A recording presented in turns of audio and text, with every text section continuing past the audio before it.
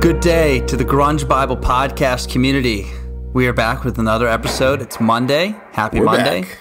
My name is Ethan Shalloway. I'm joined, as usual, with Chris Salona. Chris, how you doing, man?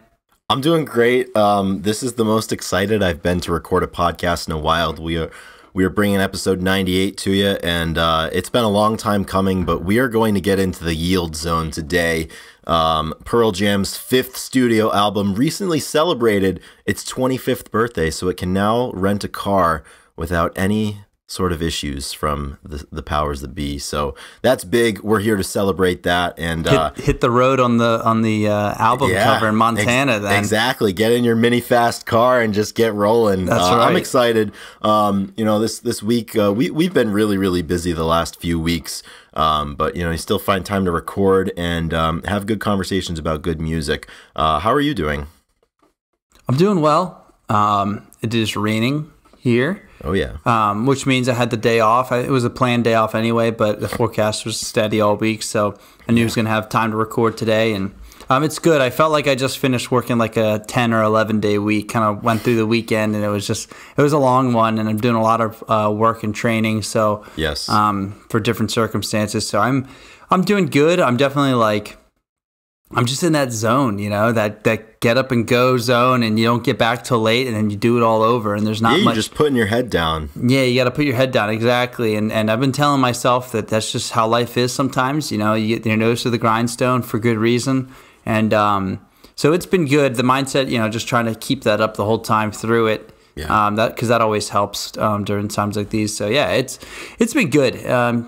Yeah, 100%. I'm excited for the weekend. I'm excited for next week. Got some things coming up, a little travel, so to break it up again. So yeah, that'll be good. Great. Yeah, those times where you really have to lock in, they're good, and you reach that point and you feel yourself really getting into it. And for me, it's always like if I'm training, if I'm busy.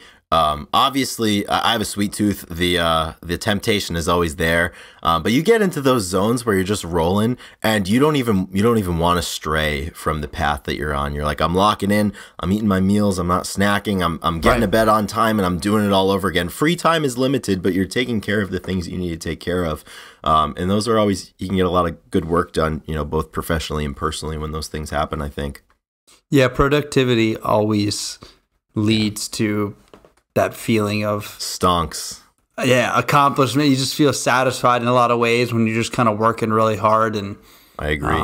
It's like very interpersonal, I guess. Mm-hmm. Yeah, it's good stuff. Yeah, that's great. So we've got a one-way ticket to the Yield Zone today. We are rolling down that highway, as Ethan mentioned on the album cover. But a couple of things that we need to get out of the way first.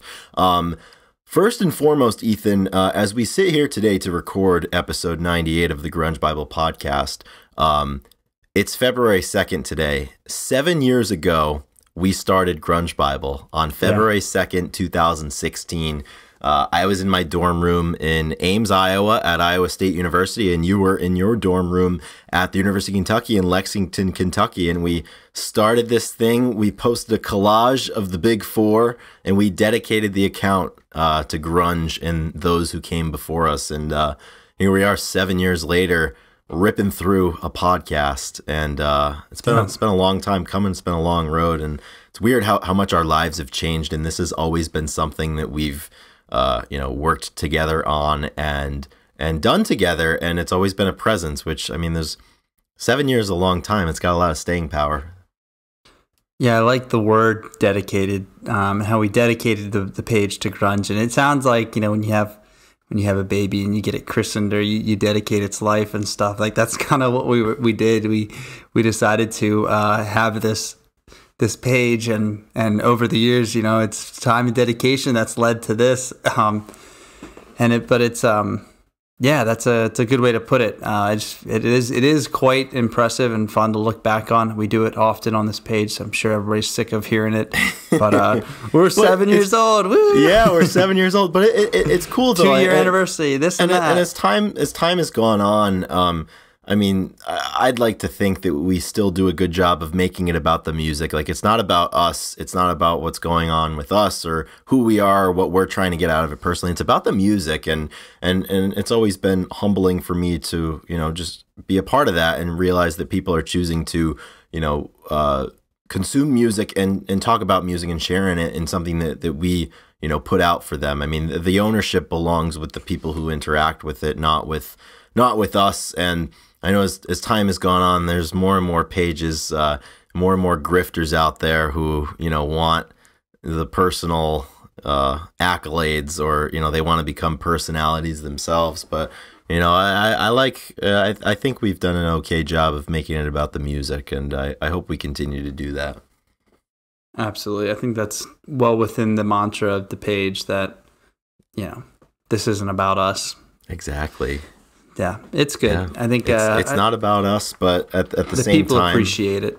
Yeah, people appreciate it, and I think certainly people have shown their appreciation for us. And I mean, there's no better way that people show appreciation than giving us money, because at the end of the day, we do need your money to do what we do, to do this podcast. If you like it, I assume you do because you're here. And as we know, the best way to support Grunge Bible and all that we do around here is to support us on Patreon, so we can continue to make this podcast. And leading the charge, as usual, is our top tier of patrons who choose to give us $10 per month every month to support this podcast. We have the $2 and $5 levels as well. And, we're coming in on 100 episodes. We're coming in on 2 years of doing this podcast. If you like us, let us know. Let us know by giving us your money. That's the way that's the way that it goes sometimes. But I would like to thank our top level today, and they are Alex Long, Black Hole Sean, Christine Shepard, The Blue Owl, Alexis Shannon, Eddie Vedder Got Me Through My Second Divorce, Kara K, Doug Endy, Captain High Top, Brother Nature, Faith Bittner, Fuck Soup, Jade Mercado, Granny Grunge, Fresh Tendonitis, Jamie Lynn, Chris LSMS, our number one fan from Australia, Carlene Salona, Millie, Marianne, Laura Nyreen, Nikki Six, Rachel Corning, What the Fuck's Up Denny's, Seattle 4 Fanboy from New Jersey, and Shoe the Shoeless. We were just talking off camera. We're operating at a loss here as a business. Yeah, it is tax season. It's tax season, and we're trying to deal with all that stuff. Luckily, we don't make shit. So, but next year we want to have to go through the legality of paying taxes, because we just had so many new patrons come through and really just bless us with support. So, help us make 2023 our year to have to pay the big man, because we're doing just so darn well. Absolutely. Yeah. The tax man will beckon all in due time. But thank you everybody that does show support and listens to the podcast. I know I covet my time when I listen to the podcasts that I listen to throughout the week. I have a few that I'm excited to listen to, and it is kind of nice to know that there are people that think the same thing about us, and that's really special. So I'm glad that we're here for you, and we hope to continue to deliver great episodes, starting with Yield today. 100%.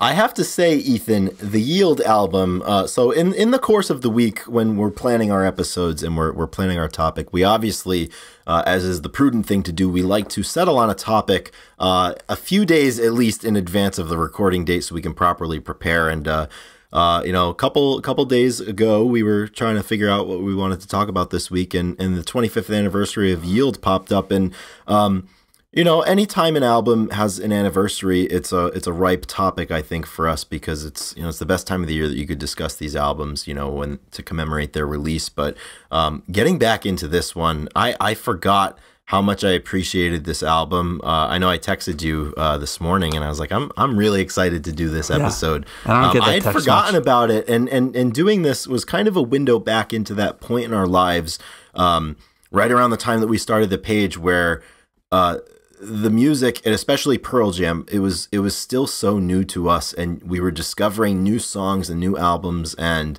new parts of songs incessantly, day in and day out. And I remember this album was a big part of that. There were a lot of songs on this album that affected me at that time. So, being able to go back and take another informed listen, on its anniversary in preparation of talking about it today, it was really cool. It reminded me of a lot of those feelings. And I think it's important, to go back and try to put yourself in that space where you remember and you feel once again what you felt when the music became important to you initially. And this is one that it kind of surprised me with the emotion that came back, because I remember the time and place when I first heard these songs. Yeah, using music as a vehicle like that is a beautiful thing. And I think that's kind of what a lot of the artists enjoy when they write new albums, and or they use other albums to influence their writing and whatnot. And I think that this one was a good effort by the band to do something a little differently and come with a different mindset. And I think that maybe that's why maybe it's why it sticks with people the way it does.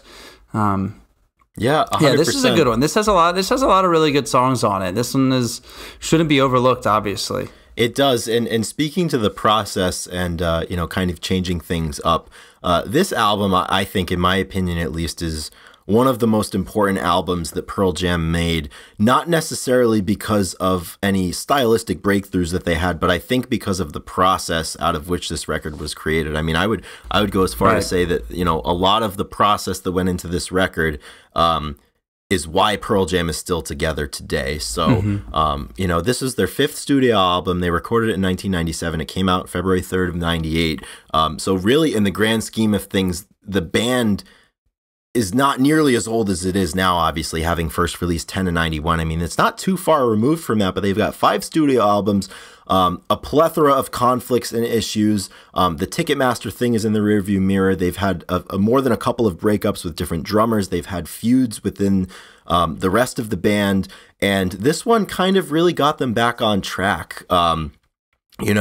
After Vitalogy and No Code and the issues that the band saw and encountered there with, just creativity issues and power struggle issues, this one was a big shift change in the way that they wrote this one. So the pressure kind of had fallen on, and whether it was his doing or just the nature of the events. Eddie Vedder always had a lot of pressure on himself during Versus, Vitalogy, No Code to be the main engine behind a lot of these songs, and finishing them and coming up with ideas in addition to the lion's share of the lyrics. But the cool part about this, and you see this, to this day, even with Gigaton and a lot of the albums that Pearl Jam put out, you see the fact that they made a shift here for Yield. The band, they encouraged each other to come to the studio with a lot of demos, with a lot of things worked out. And as you can see just in the writing credits, the diversity, I mean, every single member of the band, Jack Irons included, has writing credits on this record, and they came together and they were able to focus on getting good takes of what they had already done and expounding on these ideas that they already had, as opposed to just getting in the studio, jamming and hoping that something comes out of the jam. And, I think this record really left the band in a better place than it found the band, when they went into the studio in February of 97 to start this thing. This was Jack Irons' last record with the band. He left during the Yield tour after the Australian leg, but he really brought a lot to this as well. And their experiences doing the record with Neil Young earlier, a few years prior, I think positively impacted them. And I think this was really more important of a record than a lot of people think. Just in terms of the overall health of the band. And I think, it became a more sustainable, collaborative, and, I hate to use the, a democratic process, so to speak, where it's not, Ed's world and we're just living in it. It's everybody has ideas and they're able to, speak those ideas and be open about those ideas and work on them. And I think this is a really strong record, and that's a direct result of the process that they chose to use for this record. Yeah, I think having that open-mindedness allowed everybody to kind of be patient together, and like they kind of talk about how they didn't have a time limit. They would go in there and however many takes, however long it took, and I think it allowed, like I said, the patience just kind of grows admiration, I guess is a good way to put it, and everybody, I think, kind of were more open to hearing everybody else's ideas, and kind of, I remember, probably took a lot of pressure off of Ed and allowed the band to, when Ed said that he wanted maybe help or more people to come with demos, they took it to heart. And I think they kind of it's more of an older say view of doing it. Everybody kind of took a little bit more control and they felt very satisfied with it when they finished. You know, they were like, this is like a really complete process that we did, and we couldn't be happier. Everybody kind of has, skin in the game. Exactly. And at the end of the day, I mean, the record serves to be, it's such a benefit from this process. I mean, there's a lot of diverse sounds, and, everybody's, the muscles in their brain of how they're creative, they shine through on this. I mean, at this point in 97, when they're making this record, I mean, all of the guys in the band have, tons of experience playing, but also writing. I mean, Mike McCready's on the other side of the Mad Season project. Ed has done what he's done for a long time. Stone and Jeff, I mean, those guys were standard bearers, way back into the 80s. And, it's just one of those things that when you put it all together, it really, really shines. And it kind of, in relation to the title of the album, Yield, which is, we talked about this before we hopped on, but it's just kind of like yielding and letting things happen and letting things come, and maybe just being more comfortable with where you are. Right. And I think it's just like this album is just kind of like a collective, okay, let's take a deep breath, let's remember our talents, let's remember that we all have individual talents, and we don't all have to do everything. Like, let's work together on this and take our time. I mean, they started recording the record in February of 97, and I think they finished it sometime in September or October. So they took a long time, but good things take time, and this is a really good record. It's one of my favorites, and I think in Pearl Jam fan circles, this is one that is a lot of people would say that it's maybe like the final one of like the classic era, the golden age of Pearl Jam records, and people aren't as fond of what they had done in the 2000s and onward. But I mean, this one is an absolute gem. Maybe if No Code wasn't for you, this one sounds like No Code almost hadn't happened, and it was the album right after Vitalogy and Versus. But this record, it's got a lot of great songs, and we've been lucky enough to hear a lot of these songs live, and I think that informs my opinion and my feelings about this record. But if there's a couple of songs for you on this record that kind of jump out or that you're a fan of, like which ones come to mind for you before we get into the song by song? Well, this one has In Hiding, which we've talked about at length. Right. I remember when you brought that to me in the early exploration phase, and I like the way I think Ed talks about it being like a fast for life and taking time away from life, and I've really had some good moments with that, and that idea really, I've taken that idea and we've applied it to our weekends sometimes, and so that song has always been pretty great. I do like Wish List and Given to Fly, of course. Those are some great ones. Yeah, there's some good ones. I do like Low Light a lot too. Okay, I think that one's a pretty maybe an undervalued song, but yeah, those are kind of the big four. I don't know. How about you? Before rattling off all the whole album or something. It's funny. I think Low Light was the third song that we ever heard Pearl Jam play live. If I remember right, they went Release, Long Road, and then Low Light. But for me, this record, it's funny. I associate I associate Yield as much with our friendship through music as I do almost any Pearl Jam record, because of the wish lists and the In Hidings of the world, and even a song like Faithful. There's and Given to Fly. I mean, I vividly remember having conversations with you about these songs when we first got into this genre and we first decided that we wanted to be around this genre.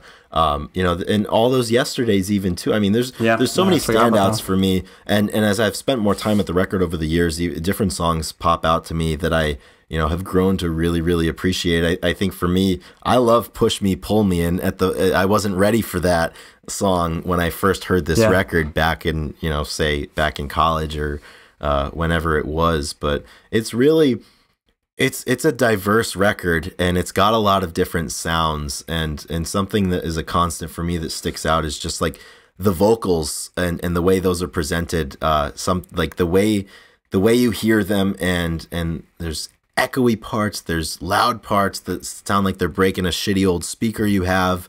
It's just a really, really complete record. And I do think it's got something for everybody. And, if we kind of get in, I mean, you lead off with Brain of J, which is a little bit of a deep cut, but you hear that one. And this one, this one sounds like No Code never happened. This one sounds like it could have been on Vitalogy.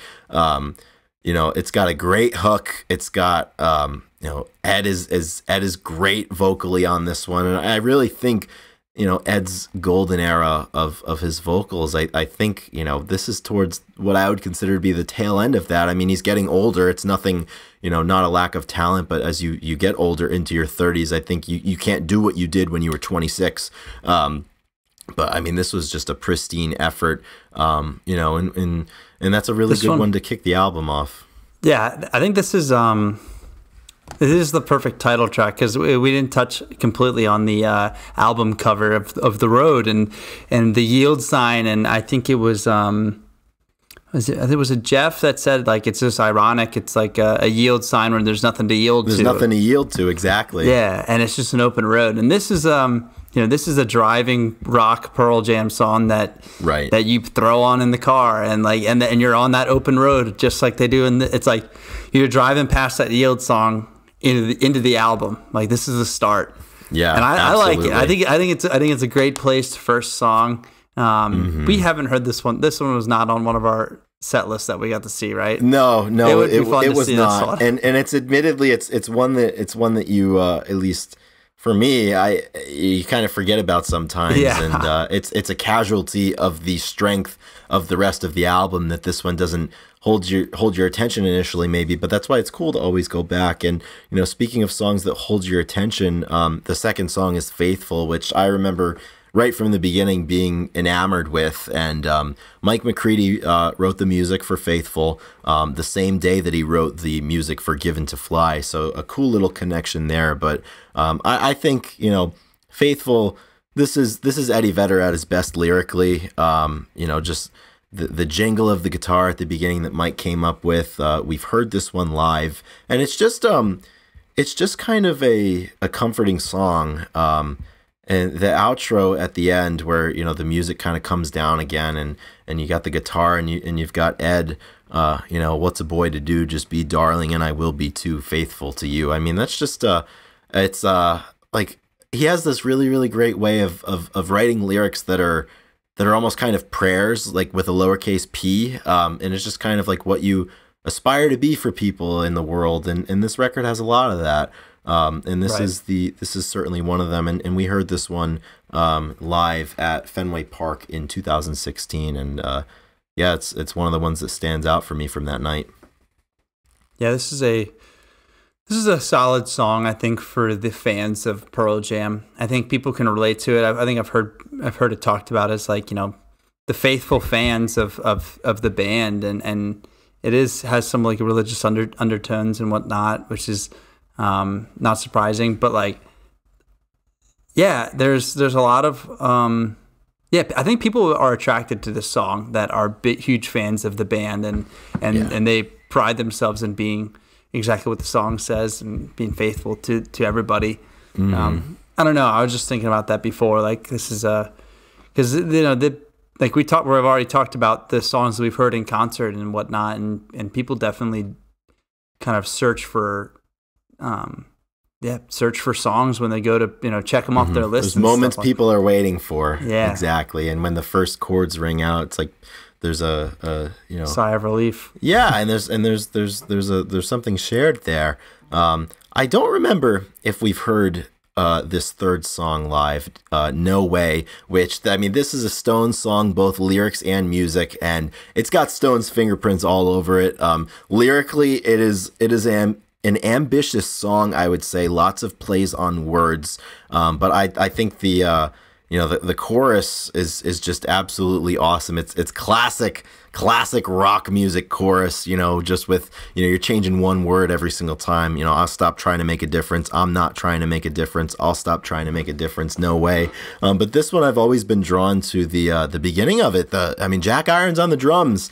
I mean, Jack Irons was in the fucking Chili Peppers, man, and he brought something to this band. And speaking longitudinally for Pearl Jam, I mean, he was the perfect bridge, I think, from Dave to Matt. You know, he could do a lot of things, and I always forget. I don't devote a lot of brain power to the Jack Irons era, thinking about it critically, which is you know, something that I should do, because it's really, really great stuff. And you know, he came to the band at a critical period, and he played a very critical part, I think, in terms of, you know, helping to keep the ship steering and in one piece, and also musically. And I mean, he played a lot of these parts really well, and he brought a song like No Way to life, for me, certainly. And I remember, you know, around those times when we were first getting into grunge, this was a song that I used to make a point to listen to it when I was walking around campus. You know, you get that awesome heavy drum at the beginning, and it's just like you feel like you're a badass in a movie or something. I hear the song and I always think of Soundgarden. Actually, yeah, this has big Soundgarden vibes. Yeah, you're about a year too early for Matt. I know. I'm saying if Matt was there too, it'd be crazy. But like, it has that kind of drive that they do, and then the chorus, like Ed sings a little, like, I mean, he has like a deeper voice to the song that makes me think of Chris at times. And this is a good one. This is definitely, I wish I had memory of walking around campus listening to this, and that would be, that's pretty good. It was cold as dick in Iowa in the wintertime. I'm getting off the bus, putting my corded headphones in, listening to No Way. You know, those are the days. That was back when I had gotten a CD, a copy of Yield, and I loaded it into my computer, and I downloaded it onto my phone from my computer, and you know, this was one that I spent a lot of time with, and it's a good one. I think, you know, your average fan, or maybe not somebody who wouldn't consider themselves to be a connoisseur, should spend more time with. But you know, the fourth song right after No Way, I think everybody knows, most people love. And that is the mighty Given to Fly. And Ethan, what do you think about this song? You know, we know Mike wrote it. Ed wrote the lyrics, obviously, but I mean, this is I'd say this is an all-timer for Pearl Jam in terms of its admiration in the fan communities. Definitely probably in the top 10 for a lot of people. I love the instrumental piece of this. Like, comes in with the guitar. It definitely has like that kind of, I don't know, classic rock type of intro, and then the drums come in with the toms, and it has this slow build, like something's gonna happen, you know. It's like Takeoff, you know, Given to Fly, if we're gonna be talking about it, and then Ed kind of comes in singing and getting louder, and everything kind of builds, and it's just exciting. It's an exciting song, and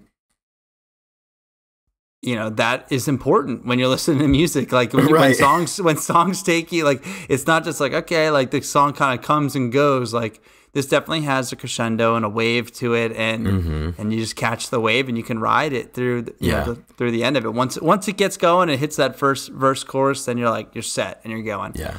And this really might be the best execution Pearl Jam ever had of having the music accompany the subject matter and the feeling that the song as a whole gives you. I mean, this one, it just builds perfectly. Like you said, I mean, Mike's got that great guitar part at the beginning, and then everything kind of comes in, and you feel like you're soaring, you know, when Ed's screaming, you know, he's flying, you know, and the best part, you know, lyrically, I mean, we love this song, you and I, you know, and he still gives his love. He just gives it away, and the love he receives is the love that is saved. It's just, sometimes is seen a strange spot in the sky, a human being that was given to fly. It's so liberating. I mean, you could listen to it and not even understand the words, or not even know the English language, and this song would be just as uplifting, I think. It makes you feel something spectacular, and it's just masterful. Yeah, there's something about subject titles and flying, right? And like learning to fly, given to fly. Like, yeah, we talk about songs like that, and I feel like, you know, being above a situation, or kind of an out of world, like you're looking down, or you're above, like, it is a very desirable kind of feeling that I think people can get into really fast. And I don't know if it's just literally the word about fly and the way he talks about it, but I think that is is like, it's a perfect title. It's like you said, it's a perfect lyrically and title for exactly what they do. And it's it's a well done song. It's pretty complex. It's really good. And I think it ties in really well with the album name. I mean, yield, you have to yield to the things that are around you and let them pull some of the weight. And I just love the word choice with, you know, the human being that was given to fly, meaning, you know, for me, it wasn't something that he did. It was a gift that he was open to, and he received it. And the coolest part of the song is, you know, the person in the song wants to pass it on, you know, floats back down because he wants to share. And it's just a really, really cool song, and it's liberating, and it makes you feel everything that you want to feel in a good song. And it's one that I certainly will always be fond of. And, you know, another song that I'm always going to be fond of that's one of my favorite Pearl Jam songs is Wish List, which is the next song, the 5th one on the track. And it's funny, you know, by this point we've gotten, you know, Mike's songs, we've gotten Stone's songs, and, you know, this is the first one that Ed wrote the music to, you know, the 5th track. And, you know, this one has his fingerprints all over it. You know, he's got a little C chord action, like C's and F's, like, you know, not as ambitious as what Mike can do with the guitar, but, you know, it's perfect nonetheless. It's a simple song. And the concept of it is so simple, but that's kind of what makes it so good, because I think this one is more about, you know, what's being said through the words as opposed to what the music makes you feel like. You know, and I know they've got that funky little solo there with I don't know if there's an Ebo or something in there, but it's really cool. And it's funny, I post this song kind of frequently on the page, and I forget who they are, but one person comments without fail every single time, and they quote, "I wish I was the full moon shining off a Camaro's hood," and they say that is the best lyric that's ever been written. And it's, I mean, this song is full of them. You know, I wish I was the verb to trust and never let you down. I love this song. It's you know, another song that kind of feels like a prayer song. It's like everything you want to be for the people that you care about.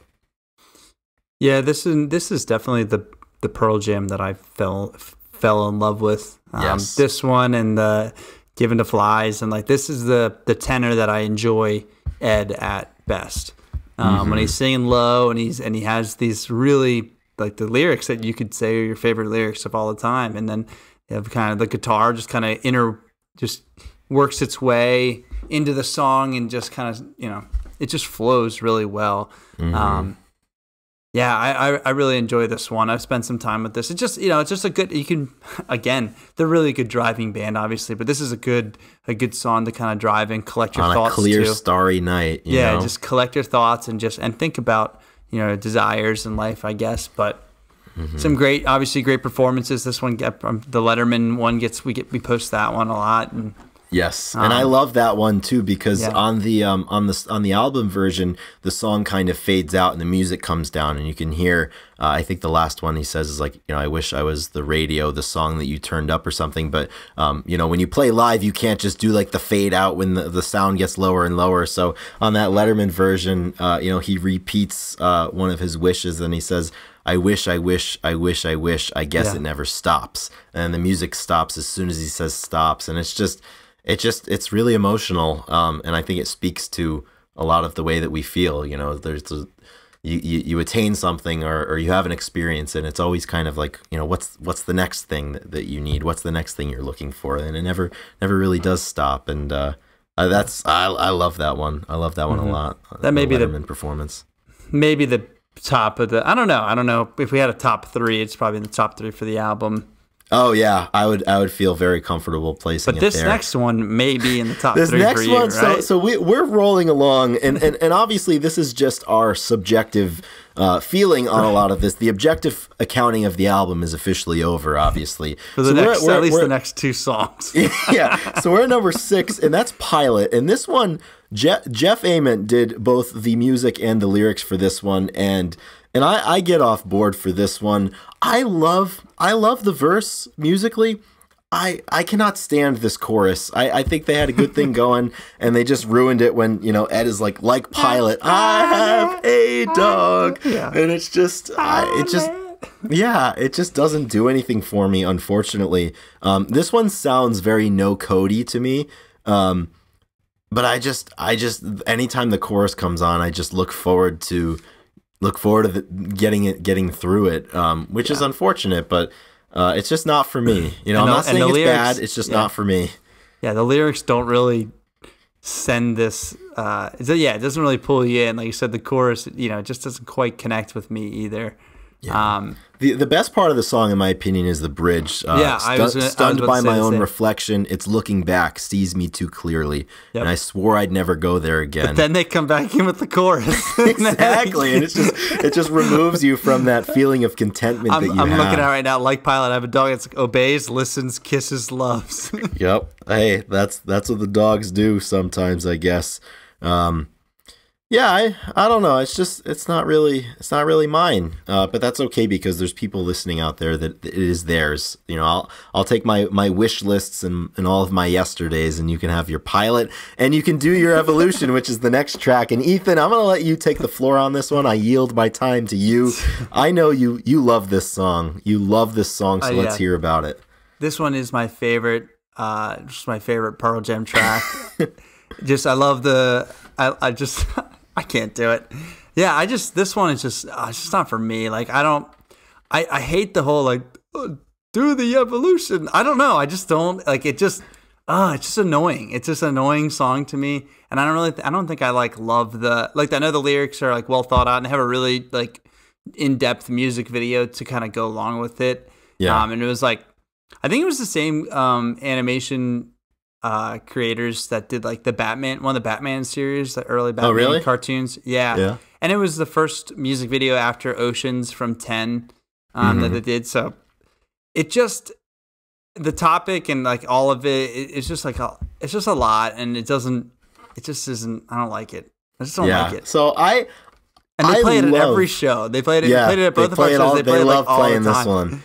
So this is one that, I mean, this one sounds like your speakers have blown out, and it's an abrasive song. So I love the writing of this song, the lyrics. I love the satire. I think Ed is a great satirical writer. We've seen it a lot. I think it's amazing social commentary.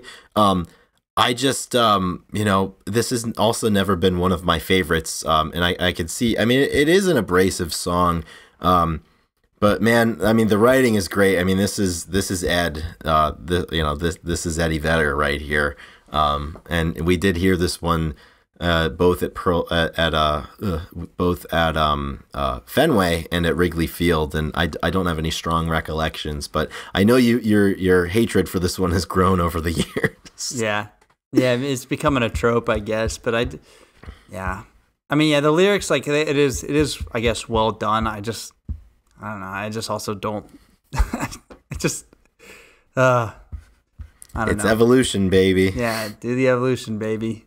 Yep. So we're getting right into the meat and potatoes of the record, and at this point, Jack Irons makes his appearance for the songwriting credits and the lyric credits, and we get to Red Bar, which has been known as Untitled, the color red bar.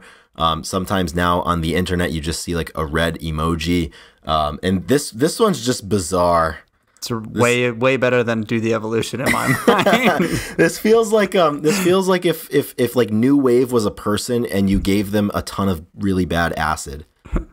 Yeah, it really is funny that they have this like in the album. It's so I love different. That they do this. Like, you couldn't get away with this if this was your first record, but like, I mean, you're Pearl Jam at this point. You've gone platinum like dozens of times. You can do whatever the fuck you want. It is crazy. It's such a weird jingle to a song, you know? Yeah. I like it. You know, it is funny. Like, if you try to pitch this to the producer, they're like, "Why do you want this on the album?" You know what? You need this to make the album complete. But I also love the fact too that I mean, this is Jack Irons's. I believe it's the only one that he has the primary music writing and obviously lyric writing credits on. I just love that he's included on this, and I'm sure this came out of a weird point in the studio, or he had this really weird idea, and I just love the fact that the band was open to putting this on the record.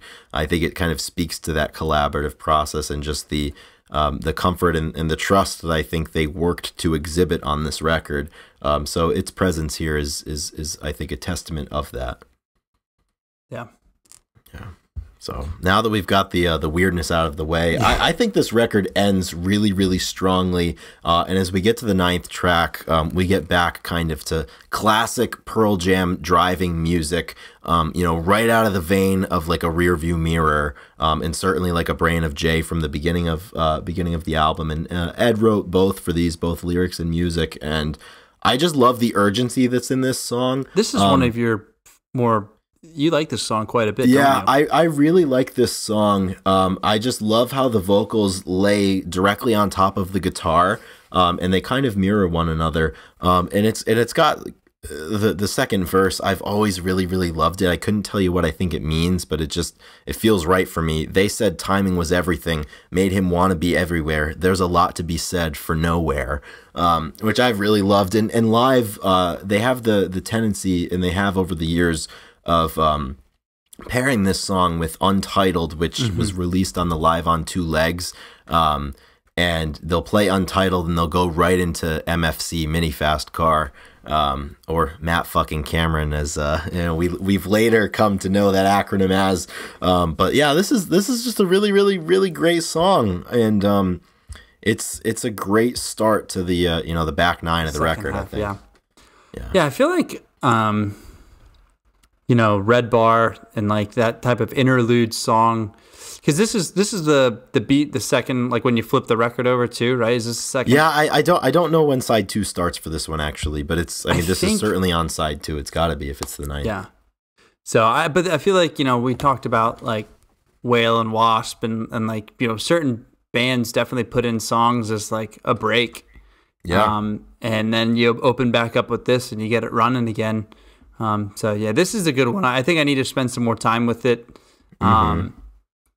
It's just one that has, that I know you enjoy a lot. So got some good driving drums to it for sure. Absolutely, yeah. Mini Fast Car. I mean, Ed's always written about getting in the car and leaving and going someplace, and this is obviously another one. Which, there's no shortage of driving material. Which everybody can relate to. Everybody can relate to the urge to just get up and go. Can't beat it. Exactly. So moving on to the 10th song, we go to Low Light, which is another Jeff composition, both lyrics and music, following up the 6th song, which was Pilot. So this is another Jeff song. And as we mentioned at the top, I know this was the 3rd Pearl Jam song that we ever heard live. And I know you had some good things to say about this one. So what are your thoughts about Low Light? It's just another one, like I said, it's just right in my zone, right in the Eddie Vedder zone that I love. The vocals. Yeah, like I mean, I love when the band jams out and really goes, but I think that I just like when Eddie is singing a little bit softer. I feel like the tones of his voice just, and like the parts that are his strongest really come through, and it just makes me feel, I don't know. It's very spiritual when Eddie sings like that. I mean, that's I think where my love for it comes. It takes you to a place that is, I don't know, spiritual in a way. Yeah. So this stuff is kind of like that, and it has, the piano in it. I believe, where it's just kind of like, it does. I mentioned, I wrote that down. The piano is a great touch for this song. It really is, and I've always loved piano and rock and roll and whatnot, and it just has that kind of like swaying chorus to it. It's good. It's got a good like it's got a good movement to it. Yeah, it definitely does. It's it kind of just but feels it still has like a sway to it that is really solid. Yeah, I this one's not a favorite of mine, but certainly I think after hearing your thoughts about it, I'm inclined to not be as rude to this song as I maybe would have if I had gone first. But it's just a good kind of gathering song, and it definitely kind of like pulses and it kind of sways back and forth nice and easy, which I mean you need, and that's the cool part about these records is they all have their peaks and valleys, and they have their moments of breath, and they have their aggressive moments, and they have their big anthemic moments as we get into one after Low Light. And it's cool, all of these songs have their place. Yeah, like I could hear that song in like a wedding. Like I could hear Yeah, someone like I could see that. Yeah, like playing that, and like people are at like a first dance. Now, I might be going too far, but that kind of idea. yeah, yeah. I could totally see that.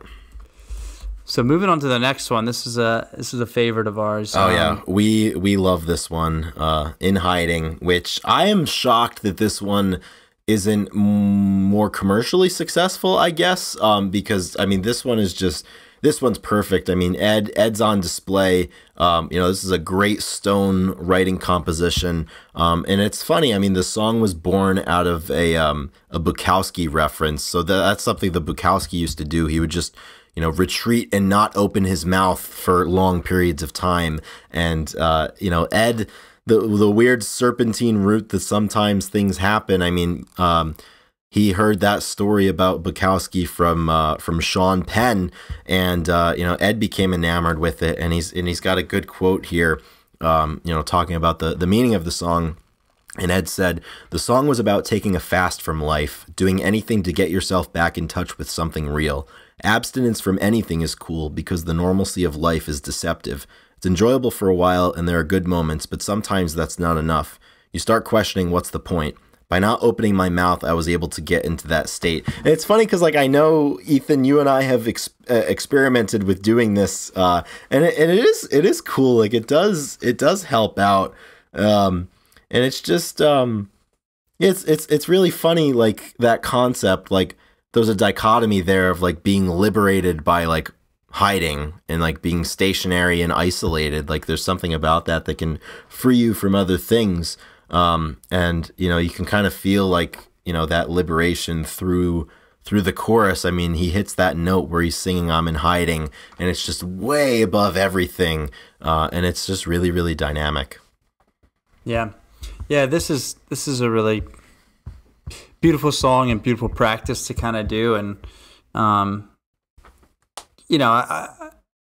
love that artists can make songs like this and have an idea from, say, Bukowski, and be able to like kind of run with it and produce something that kind of puts it into something we can listen to and digest like this. And then because I don't know if we would if we were running to read some of Bukowski and figure this, think about this on our own, but now we have a vehicle to kind of get there. You have a gateway.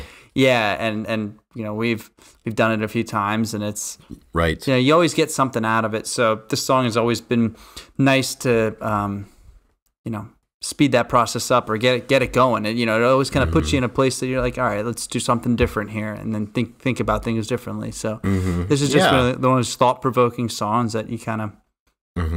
And it's cool too because it's like Given to Fly. It's like the world can give you things, but then with a song like In Hiding, there's a lot that you can give yourself through your actions. And there's that line, "It's funny how things change so much. It's all state of mind." And I know back in the day we used to ping pong that one back and forth. Back when we were discovering this music, and really, really excited about being able to like hone yourself into the version of yourself that you wanted to be. You can take a lot of agency over that, just as much as your environment can give you things, and it's cool to see both of those themes represented here on this album. And I think that's a really, really cool thing always to show the differing points of view. And this album goes to show you it's diverse with how it sounds, and it's also diverse with what it talks about. And speaking of diverse sounds, as we close in on the finish here, the 12th track is one that has been skyrocketing up my power rankings for some time, and that is Push Me, Pull Me. This is just a weird song, and for me it feels like it should have been the opener for the album. I don't know why. Ed's voice when he starts, it sounds like it's like a radio transmission, and that lyric that he opens up with, "I had a false belief, I thought I came here to stay. We're all just visiting, all just breaking like waves." That's got to be one of my favorite ones, and certainly lately it's one of my favorite Ed lyrics. But Jeff wrote the music, and it's another song where I think they return to like pushing the envelope, like No Code style, where like they're giving their fans a sound that maybe their fans weren't used to, certainly after the first three records. So what makes this song kind of I don't know what about it has kind of increased over your amounts of listens, I Well, guess. I think for a while, because it sounded different, I didn't give it as much of an open chance as I would, a Faithful or In Hiding or one of those songs, because it sounds a little different. And, Ed's talking at the beginning and, you've got the push me, pull me, like kind of like backing chorus there. But yeah, it's just like one of you give something time and maybe at a different point in your life, it affects you differently. And I just kind of love how it's different. Anytime you spend a lot of time with a band, you always want to search. So it's like, first you start maybe with the singles and the popular songs, that you get into the B-sides of the album and the singles, and then you're looking at demos, then you're looking at live performances and little variations. So I think this was a part of that path for me, where it's like you start to look at maybe the stones that you hadn't turned over, and you find something there. And I think that happened for me with this song. It's awesome. Yeah. I was just I was looking to the next song of all those yesterdays. Oh yeah. And this is a great song to finish the album with, Yeah. I'm glad that they put this at the end. I'm glad that they there's a few songs that didn't make it on the album, I guess, and I think, was this number 13, so that's this a really is number 13. solid length album, and I think they did a great job to button it up here. Yeah, they really did. And this is another one that Stone did both music and lyrics for. And I just love the song kind of feels like a trance at the beginning, with that, with how the guitar is like do, do, do, do, do, do, do, do. And it's just, and I think that complements the lyrics so well. But my favorite part about this song, is when you get into the build, Mike's guitar solo. I mean, the lead guitar on the song just absolutely breaks you out of that trance. And I remember they played this song at Fenway Park in 2016, and like my jaw was on the floor. Like I remember being just totally enamored by the solo that Mike put on there. And it just kind of like breaks you out of that song of like that weird monotony of that song brings you. But it's intriguing, so you stick around, and then there's still time to escape. It's no crime to escape, and then Mike comes in, and that's such a awesome moment. Which is just I'll always love that song because of that. And it's really, I think it's one of those points where Mike shines for sure. Yeah, there's a really good version before the podcast. I was looking them up on YouTube. There's a really good video of our performance on YouTube. So it's kind of cool to go back and listen to it. And we were there, yeah. We were there, yeah. And I watched that one too before we hopped on. Did you? Nice. Yep, I did. Yeah, that solo is epic. It's so good. It's he's in the zone when he drops down low and he's not looking and his eyes are closed, and he's when he's doing like almost like a Chuck Berry duck walk, or then also when he's just standing there with his face skyward, and he's like contorting his face with the bends and on the strings. It's it's so good. It's bluesy, it's bitey, it's just perfect. It's classic Mike.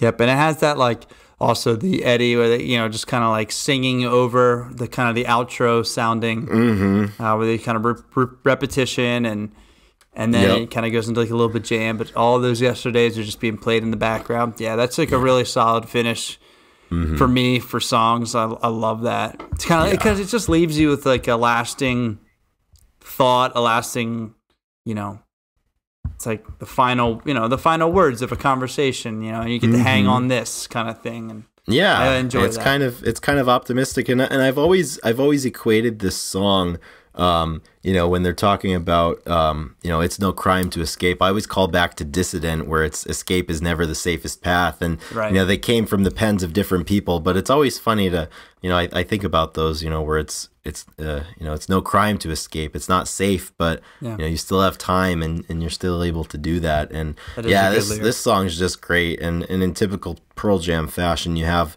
a couple of minutes of dead space, then you have that hidden instrumental track at the end, which just kind of feels to me like a post-apocalyptic waltz, which is perfect, I think, and complimentary for the beginning of all those yesterdays. And it's it's a cool note to end on the record. Similarly to the way that it's cool that they included Jack Irons' Red Bar. But I mean, overall, and just having a conversation song by song for this record, I mean, it's so complete. And I always think back to that episode that we did about the Stone Temple Pilots, where like in the middle of the episode you gain a new appreciation for stuff, and I think that's happening here today. I would agree with this album, with Yield. Yeah, I totally agree. It really does have a lot of complete songs, like kind of going through and talking about what we like about them. You can talk about the instruments and the instrumental side and the lyrics, but each song really does have kind of a complete package. You can tell that it was all of them coming together and making sure that things are done right. And although some songs may not be exactly what you're looking for or make much sense to you, we can't like everything. And you don't have to. Yeah, no, you don't have to, and that's why if we don't like it, we should say it, and then that's it. But then the idea is that you can still recognize that it's still well done and still put together in a great way, and like these guys just executed this one, and it's great. Yeah, I totally agree. This is a fun one. This is definitely up there in the '90s album. I don't know if we ever do like a full album ranking, but that'd be kind of cool to see where episode 100 we rank our top 100 albums from the 90s. Holy shit, dude!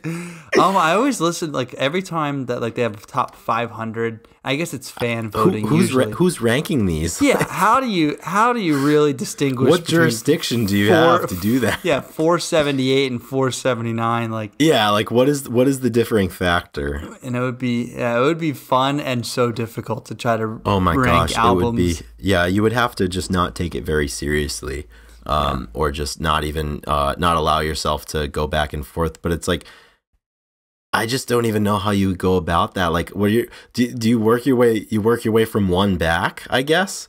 Like, what's your favorite? But then you're like, oh shit, I forgot about this. And then you're like, oh, like this has to fit in. I don't even know. The way that I would do it. Yeah. Let's hear it. Because this is going to be episode 100. This is important because we need to have a good way to do it. The only way that you can do it objectively, I guess, is to create a ranking system and rate, or a rating system, and rate every album off of completeness, instrumental, all that stuff, and just give it a flat out ranking, and just do that. Do that 100, like an Ethan score, like. Yeah. You come up with a score, and then be like, this score to 6.7, so it fits right there, and then you can have because then you're not going to be like, I'm putting Core up against Bad Motorfinger, and that's what we should have done with all these album reviews. It's funny, like I'm not a. This is like, you're not going to know where I'm going with this, but I'll preface this by saying I'm not a car guy, right? So I'm not a car guy. You're not a gearhead. No, I'm not a gearhead. I'm not a grease monkey. None of that shit. But lately, I don't know why, I've been watching these videos of this YouTuber named Doug DeMuro, and like every single week he reviews like 2 or 3 cars, and he discusses the car. He discusses all of the car's quirks and features. Then he takes it for a test drive, and then he gives it something called a Doug score. And then it's easy. Like once you have the Doug score, you just which one's got a higher Doug score. Exactly. It's simple. Like, well, if we got to do something like that, we got to give it a GB score, or like a pod score. Yeah, and just completely steal.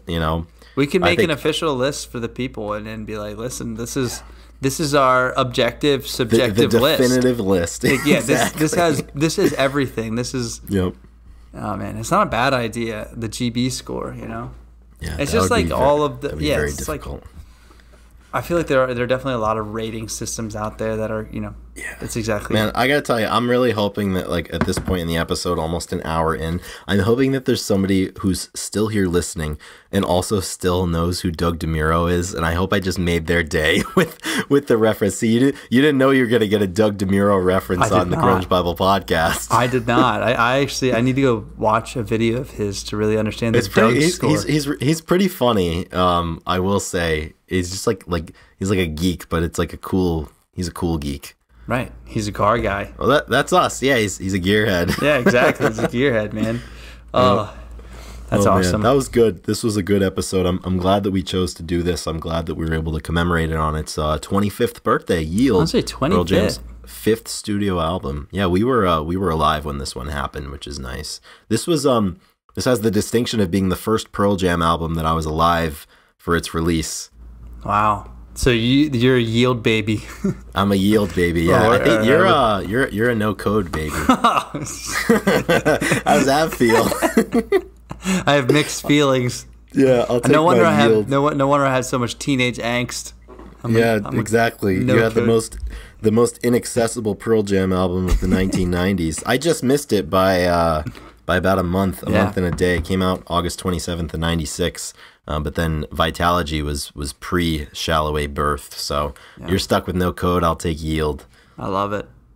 That's good stuff. Man. Well, if you're still listening to this podcast episode, we appreciate your presence. We are grateful for the time that you spend with us. And if you'd like to support us, you can access various avenues of support through the show notes. We have our Patreon there, and we also have our merchandise, which I know we've had some listeners choose to get into the merch zone recently. And while I'm not wearing my Grunge Bible crew neck today, I do plan on wearing it frequently, and you could join me if you go follow the link in the show notes. But additionally, we'd like to thank our producer, Drew McFadden, for all of his work. Nearly 100 episodes in, Drew's been with us every step of the way, so we are grateful for that. And as we close down this episode, I believe it is time to dispense with our songs of the week. What do you say, Ethan? I'm in. Yeah, I am in. Ethan's definitely looking up his song of the week right now. I did pull up something just to. Well, I pulled up my most recently liked stuff. But then I wanted to. I had seen a concert this weekend, so I was actually trying to quick pull up a set list. But I know what I'm gonna go with. Do you want to go first? You want me to? Yeah, I'll go first. And I have a little bit of a moral dilemma with my song of the week selection this week, because I feel it's verging on sacrilege to not pick a song from the album on an album review episode. But I'm not gonna do that. I'm not going to pick one from the album. It would be hard for me to choose. And additionally, there's also another song that's just like I've been listening to nonstop for the last couple of days. And Ethan, I know I texted it to you today, but it's by an artist known as Medium Build. And the song is called Atom, and ATOM, like physics atoms, I guess, or whatever. I don't know. I never did well with science in school, but it's off of the this EP that Medium Build released about a couple of weeks ago in January, and the EP is called Health. And I just love this song. It's a great kind of like headspace song, like where you just kind of like get in your own head and stay there for a while, and it's not destructive, and you just kind of think about things. And I love this song. And Ethan, you want to know how I got turned on to Medium Build? How's that? Sean Donnelly, our favorite professional hammer thrower, had posted it one time on his Instagram story. And, you know, I have friends that when they post things, I respect them enough that I will check out whatever it is that they share with the world. And you are one of them. And, you know, when he posts music recommendations, he doesn't miss very often. And he posted a Medium Build song, and I was like, yeah, I'm here for this. Let me check it out. I let him know. I thanked him, and because of that, I was aware that Medium Build released a new EP, and I found a song that I really like. So yeah, that's my song of the week. Hell yeah. Yeah, you sent that over to me, and I need to get into the EP zone myself, and you know. Yeah. It's hard with all these zones. Like, it's hard to just keep focused sometimes. It's challenging. So last Saturday, I was able to go to a Death Cab for Cutie concert. Yep. And I do want to preface that I towed the line. I didn't go full black. I didn't go full Black Keys on them, or Kid Rock or Humphreys McGee. I didn't go Humphreys McGee. I didn't go full zone, but like when I got in there, you know, we were drinking and things were kicking in, as they say. Oh, yeah. And but man, they delivered. Ben Gibbard is the lead singer, and they delivered just an incredible show with a beautiful set list. Set list is really elite. They played all the songs you want to hear. Their new album, Asphalt Meadows, came out last year in 2022. I can't remember what month, but they played it's a really good album. They played some really good stuff from that. And the final song to the opening set. They had an encore of 4 songs, but the final song was Foxglove Through the Clear Cut, which is off of their newest album. And it has just the ambiance. It's like a longer kind of song where I'm a sucker for songs where they have the ambiance and they talk over it, and then they kind of build up, and it's such an adventure. It's such a good song, and it was the perfect final song for them to kind of leave and then come back. It was a great finishing song before they came back for the encore. So really good. I forgot how much I love that band, and I forgot how much I actually listened to them. Like you said, they went through the set list, and I knew all the songs, and I was like, yeah, that's right. I spent a good amount of time with them back in the day, so yeah, I'm pretty happy. I'm pretty happy to kind of get that train going again, and just listen to some more of them. Yeah, that's really cool. I'm excited. I kind of I mentioned this last week because I think you had a Death Cab song for your song of the week last week, or it was maybe just a Ben Gibbard song, but I think I said last week, I didn't kind of missed the boat on them back when you got into them. Yeah. So I have some work to do, but I'm excited because I know how highly you speak of them, and a lot of people speak of them. And Julian Baker, who's one of my favorite artists, loves Death Cab. So between Julian and Ethan, I have my light givers for that. That's awesome. I'll make sure to send you some stuff that you can start going through. That's good. That'll be good. And this will be one of the first ones, I think. Yeah. Sweet. That's it, everybody. We did it. Episode 98. Thank you so much. It is Monday, so please don't be too hard on yourself. We got a full week ahead of us. We got a lot to get done. But let's do it one day at a time, because that's the only way to do it. So, amen to that. All right, everybody. Take care. Have a great week. Yep. Rock and roll, guys. And, of course, stay heavy. Stay heavy.